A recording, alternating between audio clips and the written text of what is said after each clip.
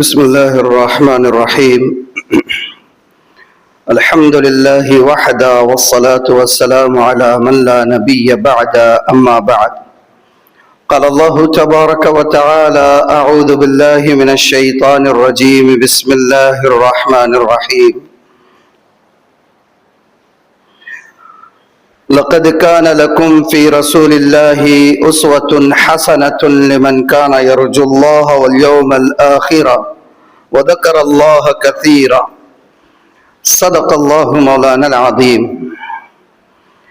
قابل صد احترام بزرگوں، عزیز دوستوں اور بھائیوں، اللہ رب العزت کا بے پناہ کرم ہے اور شکر ہے کہ ہم ایک مرتبہ پھر سے 2 سے 3 ہفتوں کے توقف کے بعد جناب رسالت مآب صلی اللہ علیہ وآلہ وسلم کے مبارک تذکرے کو شروع کرنے جا رہے ہیں۔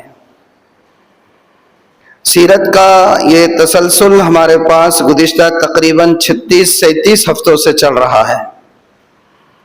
گزشتہ بات جو اس عنوان پر ہوئی تھی، ہم اس مرحلے پر پہنچے تھے کہ نبی کریم صلی اللہ علیہ وآلہ وسلم ہجرت فرما کر مکہ سے مدینہ تشریف لا چکے ہیں، اور مدینہ تشریف آوری کے بعد آپ نے سب سے پہلا کام کیا کیا، یہ ساری تفصیلات میں بتا چکا ہوں کہ مدینہ آنے کے بعد اللہ کے رسول صلی اللہ علیہ وآلہ وسلم نے سب سے پہلا جو کام کیا وہ مسجد کی تعمیر کا کیا، کہ جو لوگ ایک نئی ملت کے افراد ہیں، جو مکہ سے آئے ہیں، جو مدینہ کے لوگ ہیں اور جنہوں نے ایمان قبول کیا ہے، ان کے لیے عبادت کا ایک مرکز بنایا جائے، ان کے لیے تربیت کا ایک مرکز بنایا جائے، جہاں پر آ کر وہ اپنی عبادت کی انجام دہی بھی کر سکے اور ساتھ ہی ساتھ رسالت مآب صلی اللہ علیہ وآلہ وسلم سے اپنی تربیت کا سامان بھی لے سکے۔ چنانچہ مدینہ آنے کے بعد آپ نے سب سے پہلا کام مسجد نبوی کی تعمیر کا کیا۔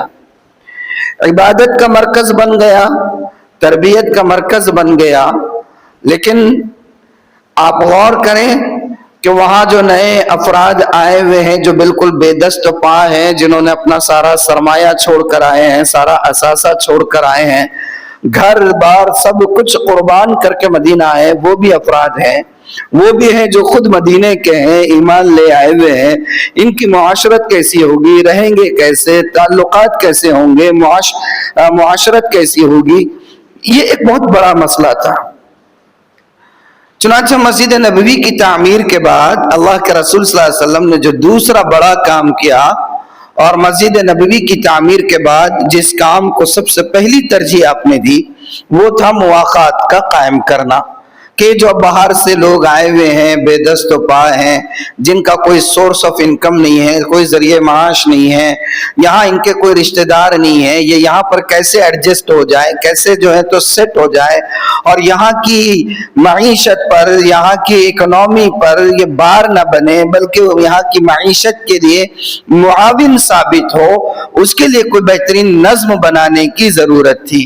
چنانچہ اللہ کے رسول صلی اللہ علیہ وسلم نے مسجد کی تعمیر کے بعد جو پہلا کام کیا وہ مواقعات قائم کرائی، بھائی چارہ قائم کرایا۔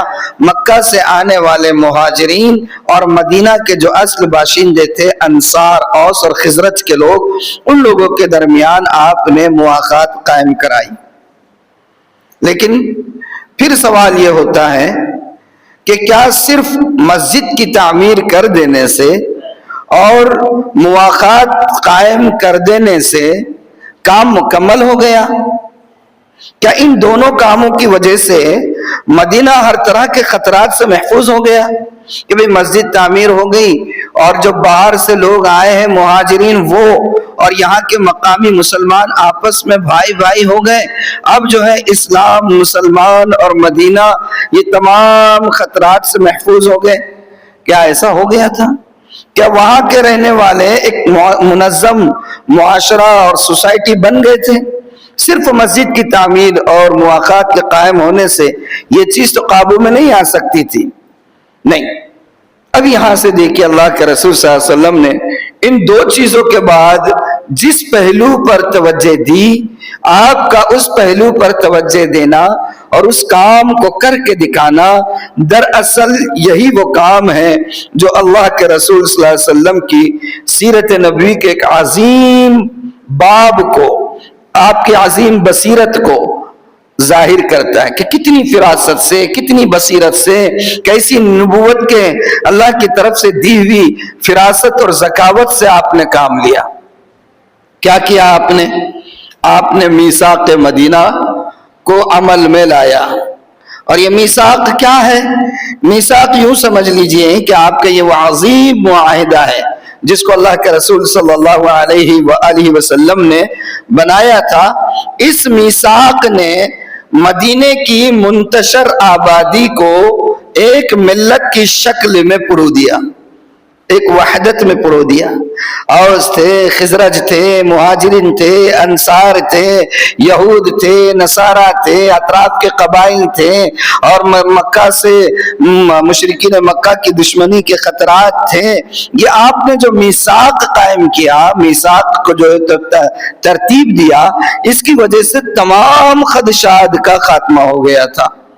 एक मुनज़्ज़म रियासत मदीने को बनने के लिए, एक मुनज़्ज़म रियासत बनने की राह हमवार हो गई थी मीसाक मदीना की वजह से। अल्लाहु अकबर कबीरा। मुख्तलिफ कबाइल को, मुख्तलिफ खानदानों को, अतराफ में रहने वाले ट्राइब्स को आपने एक सियासी वहदत के अंदर जोड़ दिया इस मीसाक के जरिए से। आप सोचे तो सही, जरा तसव्वुर करें आप कि मदीना के अंदर बाहर से एक साहब आए हैं और उनके साथ में दसियों नहीं सैकड़ों लोग ईमान कबूल करके आए जो यहाँ के नहीं हैं, उनका यहाँ घर नहीं है, उनके रिश्तेदार नहीं है, उनका यहाँ कोई जरिए माश नहीं है, और अचानक इतनी बड़ी तादाद एक छोटे से शहर में आधम के, फिर यहाँ के रहने वाले भी उनका साथ देने लग जाए, तो वो लोग जो इनकी आइडियोलॉजी से मुत्तफिक नहीं, जो इनके नजरियात से मुत्तफिक नहीं, यहूद है और दूसरे दुश्मन है, उनके अंदर कितनी साजिशें पैदा हुई होगी, कैसे कैसे खदशात पैदा हुए होंगे, क्या क्या उन्होंने इस्लाम और मुसलमानों और अल्लाह के रसूल और आने वाले सहाबा के खिलाफ साजिशें बुननी शुरू नहीं की होगी। अब इस पस मंजर को आप ज़हन में रखिए और इस पस मंजर में देखिए कि अल्लाह के रसूल सल्लल्लाहु अलैहि वसल्लम ने क्या बेहतरीन तरतीब से मदीने में आने के बाद एक रियासत की तश्कील की मंसूबाबंदी की। सबसे पहले दिलों को जोड़ने के लिए, सबसे पहले, बल्कि मैं ये कहूं कि सबसे पहले बंदों को अल्लाह से जोड़ने के लिए और एक इबादत का मरकज कायम किया। वो जब बन गया तो लोगों के दिलों को जोड़ने के लिए उखुवत का निजाम बनाया। जब ये भी काम हो गया तो फिर अब एक मुस्तकिल इस्लामी रियासत की तश्कील के लिए जितनी रुकावटें हो सकती थी उन तमाम को खत्म करने के लिए एक बेहतरीन मंसूबा, एक बेहतरीन यानी कि मीसाक, दस्तावेज, मुआहिदा, कॉन्स्टिट्यूशन, दस्तूर, आप जो चाहे कह लीजिए, अल्लाह के रसूल सल्लल्लाहु अलैहि वसल्लम ने बनाया। सुभान अल्लाह, आपकी ये फिरासत थी। और मैं ये चाहता हूं कि आप इसको सिर्फ जो है एक तारीखी वाकया नहीं समझे। ये जो मीसाक मदीना है, दस्तूर मदीना है, इसको आप सिर्फ जो है सीरत के बाब में सुन रहे हैं तो ये ना समझे कि ये सिर्फ एक तारीखी वाकया है, बल्कि ये देखें कि अल्लाह के रसूल सल्लल्लाहु अलैहि वसल्लम ने मदीने में एक सिर्फ कौम नहीं, इस मीसाक के जरिए से, इस मीसाक मदीना के जरिए से अल्लाह के रसूल सल्लल्लाहु अलैहि वसल्लम ने मदीने के अंदर सिर्फ एक कौम नहीं, एक उम्मत नहीं, बल्कि एक मुकम्मल तहजीब, एक मुकम्मल सकाफत, एक मुकम्मल निज़ाम, एक मुकम्मल रियासत, एक मुकम्मल दस्तूर रियासत आपने कायम किया इसके जरिए से, इस मीसाक के जरिए से। इसको बहुत गहराई से सोचने की जरूरत है। आम तौर पर सीरत के बाब में जब कारी यहाँ पहुंचता है, मतलब ये कि सीरत को पढ़ने वाला मीसाक के तस्करे पर पढ़ता है, पहुंचता है, तो हम सरसरी तौर पर गुजर जाते हैं कि अल्लाह के रसूल ने एक मीज़ान बनाया, एक मीसाक बनाया, एक दस्तूर बनाया और सारे लोगों को जोड़ दिया। लेकिन आप गौर करें कि उस मीसाक की वजह से मदीना की नौखेज रियासत की तश्कील में, यानी कि मदीने की जो नई नई रियासत बन रही थी, हुकूमत बन रही थी, उस हुकूमत को मुनज़्ज़म और मजबूत और मुस्तहकम और पायदार اور مفید ثابت ہونے کے لیے جتنی یعنی کہ امکانات تھے، اس میثاق کی وجہ سے وہ امکانات پیدا ہو گئے جو اللہ کے رسول صلی اللہ علیہ وسلم نے بنایا۔ اب اس کو سمجھنے کے لیے کہ اس میثاق کی اہمیت کیا تھی، تھوڑا سا ہم کو پس منظر کو دیکھنا پڑے گا۔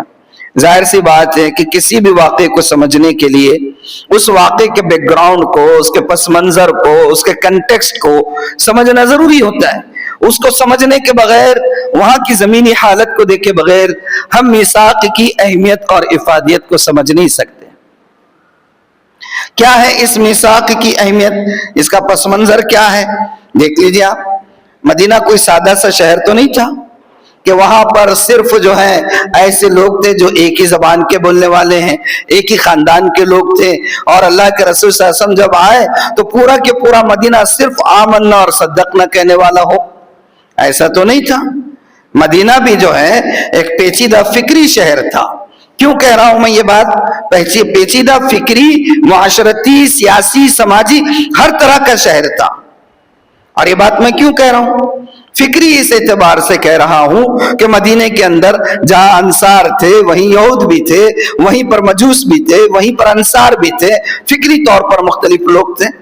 سماجی اعتبار سے آپ دیکھ لیجئے، وہاں پر انصار ہے جو وہیں کے مول نواسی ہیں، ان کا کاروبار وہاں ہے، ان کے خاندان وہاں ہے، ان کی زراعت وہیں پر ہے، ان کی تجارت وہیں پر ہے، وہ مضبوط ہے، وہ مستحکم ہے۔ پھر ان کے اندر بھی جو ہے دو تین کئی قبیلے ہیں، اوس ہے اور خزرج ہے، پھر اوس کی کئی شاخیں ہیں، خزرج کی کئی شاخیں ہیں، پھر ان کے اندر آپس میں دشمنیاں ہیں، ایک دوسرے سے جمتی نہیں ہے، نپتی نہیں ہے، مسائل ہے، مشکلات ہیں، پھر ان کے آپس کے جو تنازعات ہیں، اختلافات ہیں، ان کا فیصلہ کس بنیاد پر ہوگا، کس کی بات کو حکم مانا جائے گا، ان کے اپنے مسائل ہیں۔ پھر دوسری طرف سیاسی طور پر یا معاشی طور پر دیکھا جائے تو ان سے زیادہ مضبوط یہود ہے، جو وہاں کی سیاست پر، وہاں کی مارکیٹ پر، وہاں کی معیشت پر، وہاں کی تہذیب پر، ہر چیز پر غالب تھے یہود۔ ان کا ڈنکا بجتا تھا، ان کا سکہ چلتا تھا، ان کی بات حرف آخر ہوتی تھی، جو پیغام، جو بات وہ زبان سے کہہ دیتے تھے وہ قانون بن جاتا تھا۔ سیاسی چالاکی ان کے پاس تھی، معاشی تدبیریں ان کے پاس تھی، سارا نظام ان کے ہاتھ میں تھا، اور سارے امور کے فیصل وہ ہوا کرتے تھے۔ آپ سوچیں کیسا شہر ہے مدینہ، نہ فکری طور پر ہم آہنگی ہے، نہ سماجی طور پر ہم آہنگی ہے، نہ معاشی طور پر ہم آہنگی ہے، نہ سیاسی طور پر ہم آہنگی ہے، مختلف طرح کے لوگ ہیں وہاں پر۔ اور ایک اللہ کے رسول ہے جو باہر سے تشریف لائیں، آپ کے ساتھ ایک بڑا جم غفیر ہے، وہ بھی باہر سے تشریف لایا ہوا ہے، ان جن کا اپنا کوئی یہاں پر مقام نہیں، کوئی سورسز نہیں، کوئی جو ہے ٹھکانہ نہیں، اور یہ لوگ آ کر مدینہ کے اندر ایک ریاست بنائے۔ ذرا سوچو تو صحیح کہ کیا مقامی لوگ اس کو برداشت کر لیتے؟ سائیکولوجیکلی آپ سوچئے، نفسیاتی طور پر دیکھیے، فکری طور پر دیکھیے، معاشی طور پر دیکھیے، جو لوگ وہاں پر مضبوط ہے، سالہ سال سے مارکیٹ میں جمے ہوئے ہیں، مارکیٹ میں ان کی مونوپولی چلتی ہے، ان کا کاروبار چلتا ہے، سیاست پر جو وہاں پر قابض ہیں، سیاسی چالیں جن کو آتی ہیں، اور ساری اسٹریٹجیز معاشرے کی، سماجی زندگی کو بنانے کی وہ لوگ بناتے رہتے ہیں۔ اچانک باہر سے کوئی آ جائے اور اس کے بعد ایک نیا یعنی کہ اپنے طور پر برتری حاصل کرنے کی کوشش کرے تو کوئی برداشت کر سکتا ہے اس چیز کو؟ یہ سارا پس منظر تھا۔ اس میثاق کو اللہ کے رسول صلی اللہ علیہ وسلم نے جو بنایا، یہ کوئی معمولی کام نہیں تھا، اسلامی تاریخ نہیں، بلکہ میں پورے ہوش و حواس کے ساتھ کہہ رہا ہوں، لفاظی نہیں ہے کہ الفاظ کی جگل بندی کرنے کے لیے میں کوئی بات کہہ رہا ہوں، پوری بصیرت کے ساتھ یہ بات کہہ رہا ہوں کہ اللہ کے رسول صلی اللہ علیہ وآلہ وسلم نے جو میثاق مدینہ بنایا تھا وہ اسلامی تاریخ کے اندر نہیں بلکہ پوری انسانی تاریخ کا ایسا شاہکار نمونہ ہے۔ اور اس لیے کہہ رہا ہوں شاہکار نمونہ کہ بعد میں بہت سے ملکوں کے دستور اور کانسٹیٹیوشنز بنے ہوئے ہیں، لیکن یہ جو دستور بنے ہوئے ہیں، یہ جو کانسٹیٹیوشن بنے ہوئے ہیں، جو میثاقیں بنی ہوئی ہیں، ان کے سامنے پہلے سے موجود کئی اسپیسیمنز، کئی نمونے موجود تھے اور ہیں۔ لیکن اللہ کے رسول صلی اللہ علیہ وآلہ وسلم نے جب یہ میثاق بنایا تو آپ کے سامنے کوئی نمونہ نہیں تھا، اور آپ نے دیکھیے اس مختلف یعنی کہ تہذیبی رنگوں میں بکھری ہوئی قوم کو، مختلف نسلوں میں بکھری ہوئی قوم کو، سماجی اعتبار سے منتشر قوم کو، سیاسی اعتبار سے زیر و بم قوم کو اللہ کے رسول صلی اللہ علیہ وسلم نے ایک میثاق کے ذریعے سے جس طرح جوڑا ہے، یہ واقعتاً آپ کا جو ہے ایک تاریخ انسانی کا سب سے چمکتا ہوا شاہکار ہے، جس کی مثال نہیں ملے گی جو اللہ کے رسول صلی اللہ علیہ وسلم نے کیا۔ اب اگر آپ غور تو کریں، اگر اللہ کے رسول مدینہ آ جاتے اور آپ کے ساتھ میں سینکڑوں لوگ بھی آ گئے ہیں اور آپ صرف مسجد تعمیر کر لیتے اور صرف صحابہ کے درمیان جو باہر سے آئے اور جو مقامی ہیں مواخات قائم کر دیتے، اب ان دونوں کاموں کے ساتھ ساتھ مدینہ میں یہود بھی ہے، اطراف کے قبائل بھی ہے، کچھ سیاسی لوگ بھی ہے، کچھ کاروباری لوگ بھی ہیں، اور ان سب کے مفادات ان نئے آنے والوں کی وجہ سے خطرے میں پڑنے والے ہیں۔ تو آپ کو دل پہ ہاتھ رکھ کر بتائیے کہ کیا صرف مسجد کی تعمیر سے اور کیا صرف مواخات قائم کر دینے سے مدینے کی ریاست میں کہیے یا مدینے کے شہر میں کہیے امن قائم ہو جاتا، نظام قابو میں آ جاتا، نظم و نسق قائم ہو جاتا، سیاست کے کچھ اصول بن جاتے؟ بالکل نہیں بنتے، بلکہ اس صورت میں اگر آپ میثاق کو قائم نہ کرتے، میثاق نہیں بناتے اور اس پر سب کو متحد نہیں کرتے تو مدینہ انارکی کا شکار ہو جاتا۔ مدینہ جو ہے فکری طور پر بھی، معاشی طور پر بھی، سماجی طور پر بھی، سیاسی طور پر بھی، ہر طرح سے مدینہ یہ جو ہے درہم برہم ہو کر رہ جاتا، ٹوٹ پھوٹ کر رہ جاتا، انتشار ہو جاتا، فسادات ہو جاتے، لوٹ کھسوٹ ہو جاتی۔ یہ سارے یعنی کہ آپ کو اس کے حاشیے پر غور کرنا پڑے گا کہ اللہ کے رسول نے جو میثاق بنایا اس کے کیسے فائدے ہوئے۔ آپ کی فراست تھی، آپ کی بصیرت تھی، اور اللہ نے دیے ہوئے نور نبوت کا کمال تھا کہ آپ نے ایک ایسے شہر کو جو بالکل انارکی کے دہانے پر تھا انسانی تاریخ کی سب سے بہترین ریاست کی شکل میں بدل کر بتایا۔ سبحان اللہ، یہ اللہ کے رسول صلی اللہ علیہ وسلم کا کارنامہ تھا۔ اب یہ آپ کے اس کام سے کیا بات سمجھ میں آتی ہے؟ چلو آپ کو میں نے بتا دیا کہ کچھ لوگ باہر سے آئے، اللہ کے رسول آئے، پھر صحابہ آئے، ایک ایسی جگہ پر آئے جہاں ان کی زمین نہیں، ان کا کاروبار نہیں، ان کے رشتہ دار نہیں، اور پھر یہاں پر پہلے سے کچھ لوگ موجود ہیں، جو لوگ موجود ہیں وہ ایک فکر کے نہیں، ایک زبان کے نہیں، ایک خاندان کے نہیں، ایک کاروبار کے نہیں، سب کے اپنے اپنے مفادات، اپنی اپنی زبان، اپنے اپنے خاندان اور اپنے اپنے مفادات۔ ایسی شکل میں اللہ کے رسول صلی اللہ علیہ وسلم نے جو کام کیا، صرف مسجد بنا کر بیٹھے نہیں اور آپس میں صرف اللہ ایمان والوں کو جوڑ کر آپ مطمئن نہیں ہو گئے۔ کیا کیا آپ نے؟ ایک بہترین اسٹریٹجی بنائی۔ اس سے کیا سمجھ میں آتا ہے؟ کیا سمجھ میں آیا اس سے؟ بولیے آپ۔ اس سے بات سمجھ میں آئی کہ اللہ کے رسول صلی اللہ علیہ وآلہ وسلم اس بات کو سمجھتے تھے کہ ایک نئی ملت اور امت کی تشکیل صرف نعروں سے نہیں ہو سکتی، صرف اللہ اللہ کرنے سے اور تسبیح لے کر بیٹھے رہنے سے نہیں ہو سکتی ہے۔ ایک نئی ملت یا نئی نہیں بلکہ میں یہ کہوں کہ ایک مستحکم، مضبوط، پائیدار، ترقی یافتہ ملت کے قائم ہونے میں صرف اللہ اللہ کرنے یا صرف جو ہے زبانی نعروں اور احتجاجوں سے کام نہیں چلنے والا ہے۔ ملت کو مستحکم ہونے کے لیے، پائیدار ہونے کے لیے، ترقی یافتہ ہونے کے لیے اور اس کو قیادت کا مقام و مرتبہ حاصل کرنے کے لیے ایک مضبوط، منظم، پائیدار منصوبہ بندی اور اسٹریٹجی کی ضرورت ہوتی ہے۔ اللہ کے رسول نے مدینہ پہنچنے کے بعد یہ کر کے دکھایا، اور عام ہم کیا کر رہے ہیں سب معلوم ہے۔ ہمارے پیغمبر کی سیرت کا، تاریخ کا یہ باب ہے، روشن باب ہے، اس کا سب سے واضح حصہ ہے، سب کچھ جانتے ہیں، لیکن اپنے مسائل کی یکسوئی کے لیے وہی ہنگامے ہیں، وہی نعرے ہیں، وہی احتجاجات ہیں، منصوبہ بندی نہیں، کوئی دانش مندی کا کام نہیں، سارے افراد کو ایک پلیٹ فارم پر لا کر ان کو اپنی رائے کا ہم نوا بنانے کی کوئی کوشش نہیں، معاشی طور پر اپنے آپ کو مضبوط کرنے کا کوئی خاکہ نہیں، سیاسی طور پر اپنے آپ کو مضبوط کرنے کا کوئی نظام نہیں۔ بہت سے لوگ ہیں اٹھ رہے ہیں، بڑے بڑے نعروں کے ساتھ اٹھ رہے ہیں، مگر اپنے مفادات ان کے سامنے زیادہ عزیز ہیں۔ اللہ کے رسول صلی اللہ علیہ وسلم، یہ جو میں نے شروع میں آیت پڑھی نا، لَقَدْ كَانَ لَكُمْ فِي رَسُولِ اللَّهِ أُسْوَةٌ حَسَنَةٌ، آپ کے لیے اللہ کے رسول صلی اللہ علیہ وسلم کی سیرت میں، زندگی میں بہترین نمونہ ہے۔ تو کون سا نمونہ؟ خالی عبادات میں نمونہ ہے؟ صرف نماز میں نمونہ ہے؟ صرف روزہ کب رکھنا ہے، کب جو ہے سحر کرنا ہے، کب افطار کرنا ہے، اس میں نمونہ ہے؟ نہ، آپ کی ذات نمونہ ہے زندگی کے ہر مرحلے پر۔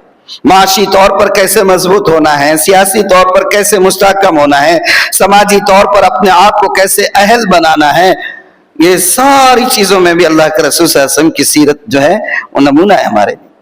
ہم ان یعنی کیا کہنا چاہیے کہ تحت السطور بین السطور جس کو کہیں گے، چیزوں پر غور نہیں کرتے سیرت پڑھتے ہوئے۔ اللہ اکبر کبیرہ۔ اب یہ میثاق مدینہ کیا تھا اور آپ نے اس کی ضرورت کیوں محسوس کی؟ میثاق مدینہ کی ضرورت کیوں محسوس ہوئی آپ کو؟ ٹھیک ہے، آپ آئے، آپ نے جو ہے مسجد بنا لی، مسلمانوں کو، انصار کو، مہاجرین کو متحد کر دیا۔ اب جو دوسرے فکر کے ماننے والے تھے، دوسرے مذاہب کے ماننے والے تھے، جو آپ کے ہم نوا نہیں تھے، جو آپ کے ہم مزاج نہیں تھے، جو آپ کی رائے سے متفق نہیں تھے، آپ ان کو چھوڑ دیتے ایک سائیڈ میں، آپ اپنا کام کرتے رہتے۔ لیکن آپ نے کیا کیا؟ میثاق بنایا۔ کیوں بنایا آپ نے یہ میثاق؟ تاکہ سب سے پہلا مقصد تو یہ تھا کہ مہاجرین اور انصار کو ایک امت کی شکل میں جو ہے تو متحد کر دینا۔ یہ اگرچہ آپس میں بھائی بھائی بنا دیے گئے تھے، مگر ان کی فکر ابھی بھی یہ تھی کہ ہم مہاجر ہیں، یہ باہر سے آئے ہوئے ہمارے بھائی بنائے گئے ہیں، ہم جو ہے مہاجر ہیں، یہ یہاں کے مقامی ہمارے بھائی بنائے گئے ہیں، ہم انصار ہیں، باہر کے آئے ہوئے ہمارے بھائی بنائے گئے ہیں۔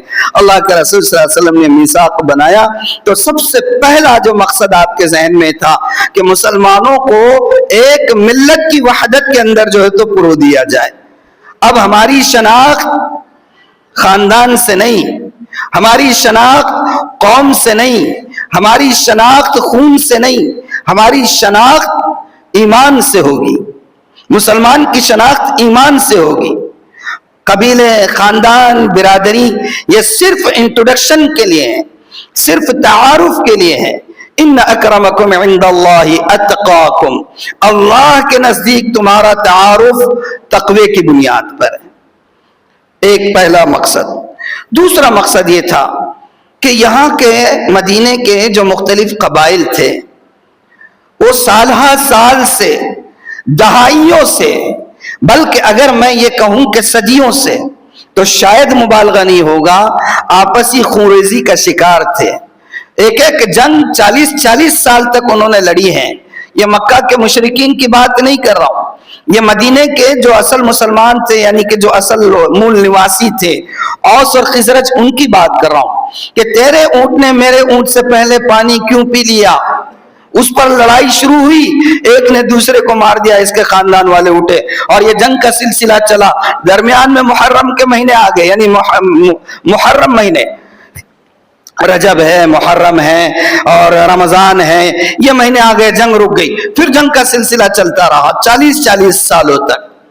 یہ جو میثاق آپ نے بنایا، اس کا ایک مقصد یہ تھا کہ جو قبائلی خوریزی اور انتقام کا جو جذبہ تھا، اب اس قبائلی خوریزی اور انتقام کے جذبات کو سرے سے ختم کرنا ہے۔ کتنی دور اندیشی تھی، دیکھیں آپ، ایک نئی ریاست تشکیل دینا ہے، جس ریاست کو ایک عالمی دین کے، عالمی فکر کا مرکز بننا ہے۔ اس کے لیے ہر وہ باریک پہلو جو بعد میں اس مقصد کی راہ میں روڑے اٹکا سکتا ہے، آپ نے اس کی جڑ وہیں پر ختم کر دی، کاٹ کے رکھ دی۔ اللہ اکبر کبیر۔ تیسرا مقصد یہ تھا کہ اس مدینہ شہر میں صرف اوس، خزرج اور انصار و مہاجرین ہی نہیں تھے جو اللہ کے رسول صلی اللہ علیہ وسلم کی فکر کو قبول کرنے والے لوگ تھے، بلکہ وہاں پر یہود بھی تھے اور دیگر قبائل بھی تھے جو یا تو مشرک تھے یا پھر جو ہے آسمانی مذاہب کے ماننے والے تھے، لیکن جو ہے صحیح تعلیمات سے بھٹکے ہوئے تھے۔ ان کے ساتھ ایک واضح تعلقات کا پیمانہ بنانا ضروری تھا۔ اگر یہ کام آپ نہیں کرتے تو آپ اپنوں پر جتنی ہی محنت کر لیں، باہری خطرات سے اور خدشات سے محفوظ نہیں ہو سکتے تھے. ہر وقت ہما وقت یہ امکان ہوتا تھا کہ یہ کچھ نہ کچھ سازشیں کرتے رہیں گے, ریشہ دوانیاں کرتے رہیں گے, اسلام کو جڑ سے ختم کرنے کے لیے اندرونی سازشیں بنتے رہیں گے, جیسے آج تک بنتے چلے آ رہے ہیں اور ہم اپنے سر کی آنکھوں سے دیکھتے چلے آ رہے ہیں. پھر اوپر سے قریش مکہ کا خطرہ برقرار تھا. بھئی آپ وہاں سے آئے تو آپ تو جانتے ہیں اس سے پہلے جو سیرت کا سلسلہ چل رہا تھا, جس وقت آپ نے ہجرت کی تو ہجرت کرتے ہوئے کیا قریش مکہ نے آپ کو پھولوں کے گلدستے دے کر روانہ کیا تھا؟ اچھا ہے صاحب, آپ نے ایک نئی سوچ یہاں پر کھڑی کر دی تھی, اس سوچ کی وجہ سے انتشار ہو رہا تھا, چلو آپ چلے جا رہے ہیں یہاں سے, ہمیں راحت مل رہی ہے, یہ لیجئے گلدستہ لیجئے. ایسا تو نہیں ہوا تھا, بلکہ جب اللہ کے رسول صلی اللہ علیہ وآلہ وسلم نے جس صبح آپ نے ہجرت فرمائی, اس رات میں تو مکہ کے تمام قبائل کے جو بہادر نوجوان تھے زہر میں بجھی ہوئی تلواریں لے کر آپ کو قتل کرنے کے ارادے سے آپ کے مکان کا گھیراؤ کیے ہوئے تھے. حضرت علی کو آپ نے اپنے بستر پر سلایا تھا اور آپ کو اللہ نے ایسے نکال دیا کہ کسی کی نظر میں آپ نہیں آئے. آپ اگرچہ مدینہ آ گئے تھے, لیکن مدینہ آنے کے بعد بھی قریش مکہ کے حملوں کے خدشے اور امکانات برقرار تھے. مانا کہ اس وقت جب آپ آئے اور جس وقت آپ نے یہ میثاق بنایا, غزوہ بدر نہیں ہوا, احد نہیں ہوا, لیکن یہ تمام جو جنگیں ہوئی ہیں ان کے خدشات پہلے سے موجود تھے. ان کا تدارک کرنے, ان کا سدباب کرنے, اس پر بند لگانے کے لیے اللہ کے رسول صلی اللہ علیہ وسلم نے یہ میثاق بنایا. اور اس میثاق کے بنانے کی وجہ سے میں آگے بتاؤں گا کچھ دفعات اس کی.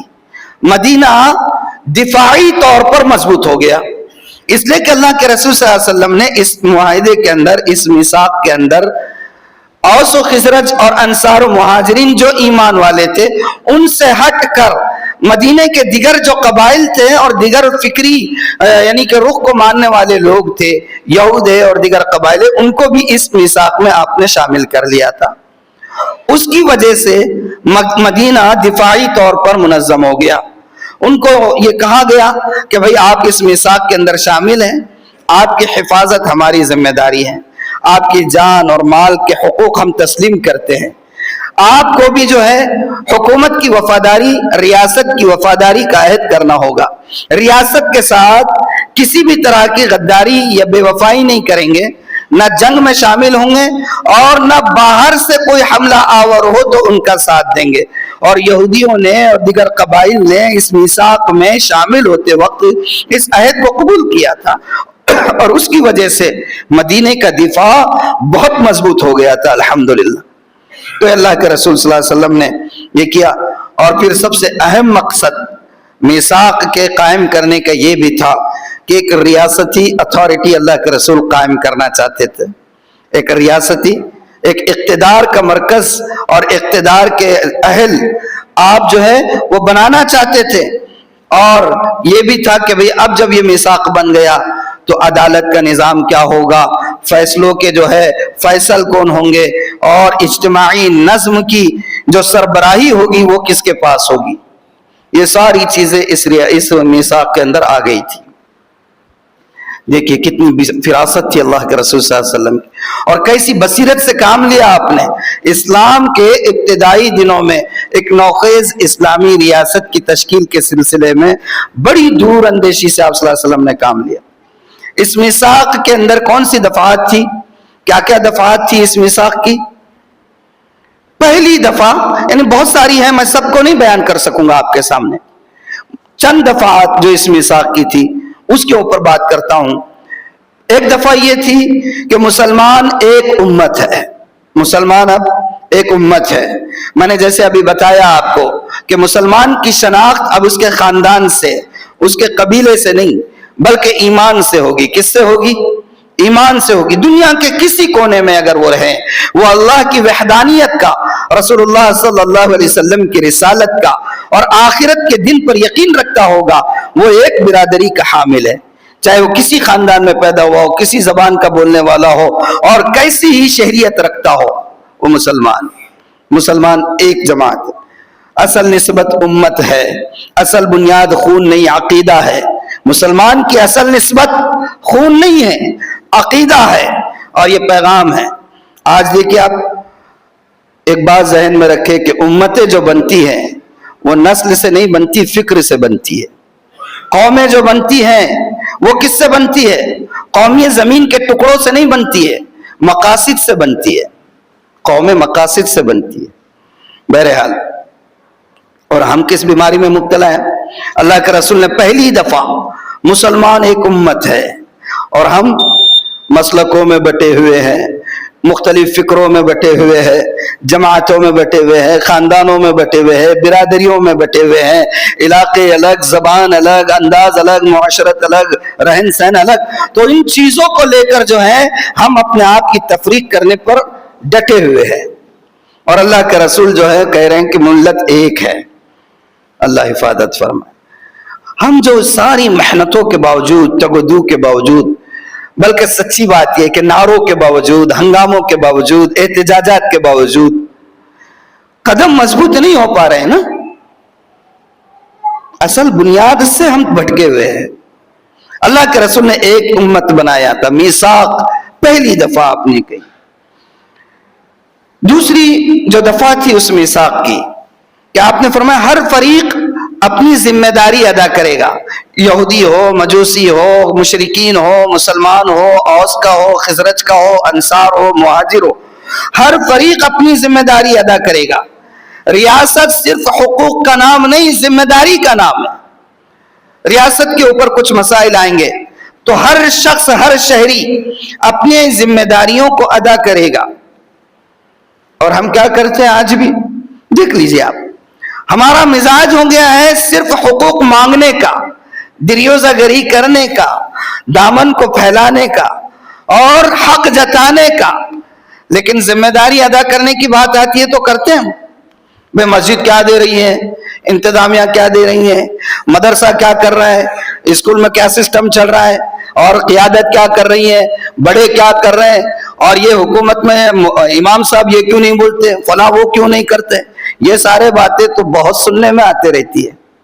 ہم مسجد کے لیے کیا کر رہے ہیں، ہم مدرسے کا تعاون کیسے کر رہے ہیں، ہم حکومت میں افراد جو لوگ ہیں ان کی پالیسی درست ہو اس کے لیے کیا نظام بنا رہے ہیں، جو لوگ جو قائدین ہیں، قائدین کی باتوں کو ہم کتنی سنجیدگی سے لے رہے ہیں۔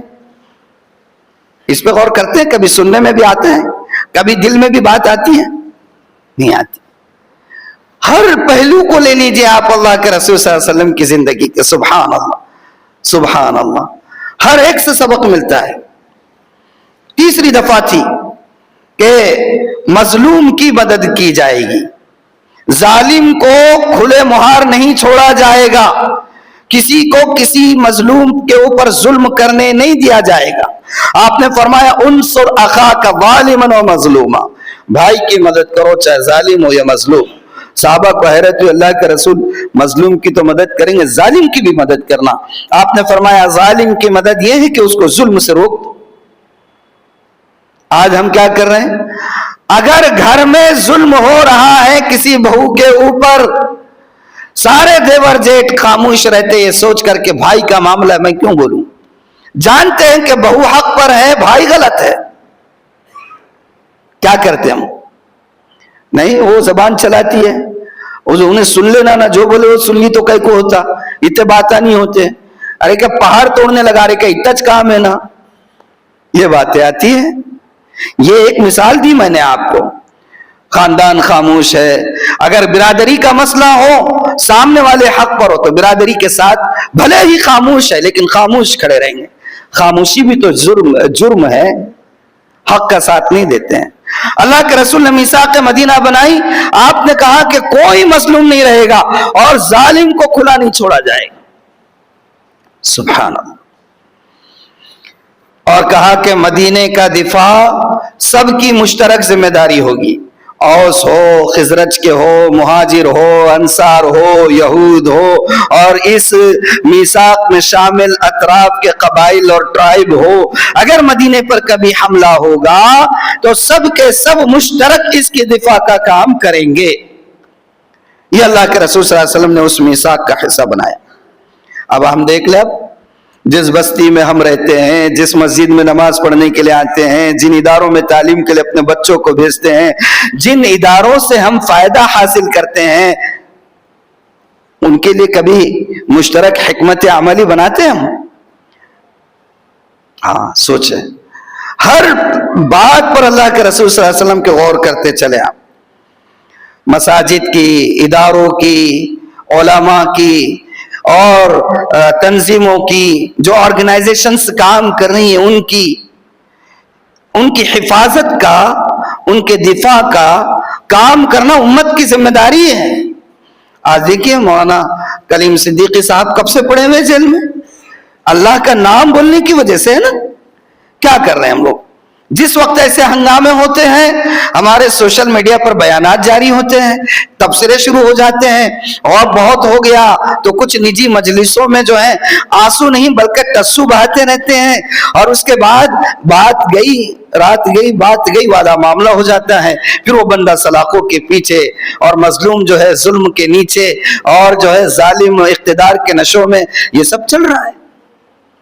آپ نے میثاق مدینہ بنایا، آپ نے کہا کہ مدینہ کی ریاست میں کوئی مظلوم نہیں رہے گا اور کسی ظالم کو کھلا نہیں چھوڑا جائے گا۔ ان تمام چیزوں کا دفاعی نظم کرنا امت کے ہر فرد کی ذمہ داری، لیکن ہم کرتے ہیں۔ ایک یہ بھی تھا کہ کسی مجرم کو پناہ نہیں دی جائے گی، کسی مجرم کو مدینے میں پناہ نہیں دی جائے گی، جس کی وجہ سے مدینے کا ماحول خراب ہو، امن خراب ہو، وہاں کی فضا کے اندر بے چینی پیدا ہو۔ آپ نے کہا ایسے کسی شخص کو اجازت نہیں دی جائے گی۔ آج ہمارے خاندانوں میں، گھروں میں، بستی میں، محلے میں، ریاست میں، آپ اور آفاقی طور پر آگے چلے جاتے رہیے، کتنی یعنی کہ ایسے اسباب ہم استعمال کرتے ہیں جن کی وجہ سے نہ صرف ہمارا خاندان متاثر ہوتا ہے، محلہ متاثر ہوتا ہے، بلکہ جو منتظمین ہیں وہ جو ہے ہم کو شکوک کی نظروں سے دیکھنے والے بنتے ہیں۔ اور بسا اوقات، میں تھوڑا سا مہذب لفظوں میں اور دبے لفظوں میں کہہ رہا ہوں، بسا اوقات نہیں بلکہ اکثر منتظمین کے شکوک و شبہات جائز ہوتے ہیں۔ کیا کرتے ہیں ہم؟ اللہ کے رسول نے فرمایا کہ کسی مجرم کو پناہ نہیں دی جائے گی جس کی وجہ سے امن جو ہے منتشر ہو سکتا ہو۔ اللہ حفاظت فرمائے۔ یہودیوں کو آپ نے مذہبی آزادی دی اور اس کے بعد مالی حقوق اور سارے حقوق آپ نے ان کے تسلیم کیے، اور اس کے ساتھ ان سے وعدہ لیا گیا کہ ریاست کے ساتھ وفاداری کریں گے، جنگ نہیں کریں گے، کوئی اگر باہر سے حملہ آور ہو تو ان کا ساتھ نہیں دیں گے۔ یہ ساری دفعات آپ نے یہ کی ہے۔ اب تھوڑا سا آپ نے میثاق سن لیا، اس کے مقاصد سن لیے، تھوڑا آنکھ بند کیجئے، اور ابھی ہمارے جو کرنٹ جو ایشوز چل رہے ہیں، کرنٹ جو حالات چل رہے ہیں جس میں ہم جوجھ رہے ہیں، ذرا سوچیں کہ ہم میثاق کے ساتھ اس کو کیسے جوڑ سکتے ہیں۔ آپ سوچیں اس طریقے سے کہ ہم جس جگہ پر رہتے ہیں یہاں بھی مختلف مذہبوں کے ماننے والے لوگ ہیں، مختلف زبانوں کے لوگ ماننے والے ہیں، اور مختلف جو ہے تہذیبوں کے لوگ ماننے والے ہیں، تو ہمیں کیا ہونا ہوگا؟ اللہ کے رسول نے سب سے پہلا کام کیا کیا؟ آپ نے مدینے میں آنے کے بعد سب سے پہلا کام عبادت کا، تربیت کا مرکز بنایا، اللہ کے ساتھ تعلق کو قائم کرنے کے لیے۔ موجودہ حالات میں سب سے پہلا کام ہم اپنے آپ کو اللہ سے جوڑنے والے بنے۔ دوسرا کام آپ نے کیا کیا؟ دوسرا کام آپ نے مسلمانوں کو آپس میں بھائی بھائی بنایا۔ یہ وقت کی ضرورت ہے، آپس میں جڑ جائے، ملی اتحاد، منظم امت بننا ہے۔ کیسی امت؟ میثاق مدینہ کا سبق، منظم امت۔ چلو ایک جملے میں آج کا یعنی کہ میں آپ کو دے کر جا رہا ہوں پیغام، میثاق مدینہ کا سبق منظم امت، منظم امت بن کے بتانا ہے۔ اور آپ نے بھائی بھائی بنایا باہر سے آنے والوں۔